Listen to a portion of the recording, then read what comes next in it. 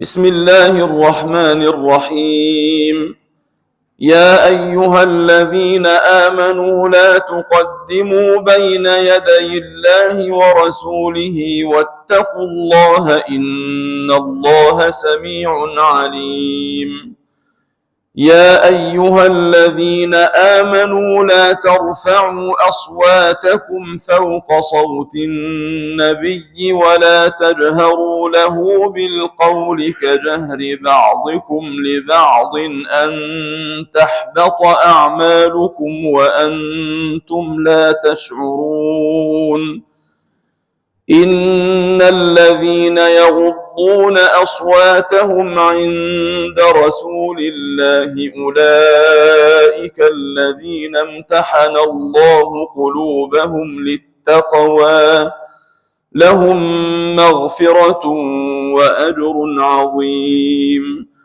إن الذين ينادونك من وراء الحجرات أكثرهم لا يعقلون.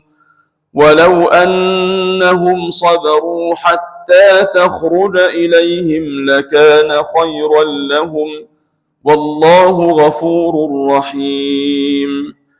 يا أيها الذين آمنوا إن جاءكم فاسق بنبأ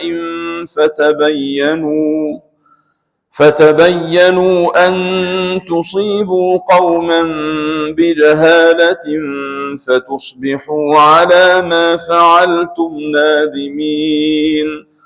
واعلموا أن فيكم رسول الله لو يطيعكم في كثير من الأمر لعنتم ولكن الله حبب إليكم الإيمان وزينه في قلوبكم وكره إليكم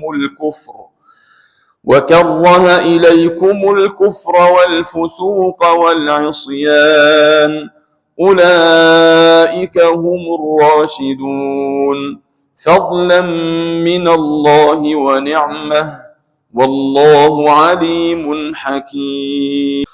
وإن طائفتان من المؤمنين اقتتلوا فأصلحوا بينهما فإن بغت إحداهما على الأخرى فقاتلوا التي تبغي حتى تفيء إلى أمر الله فإن فاءت فأصلحوا بينهما بالعدل وأقسطوا إن الله يحب المقسطين.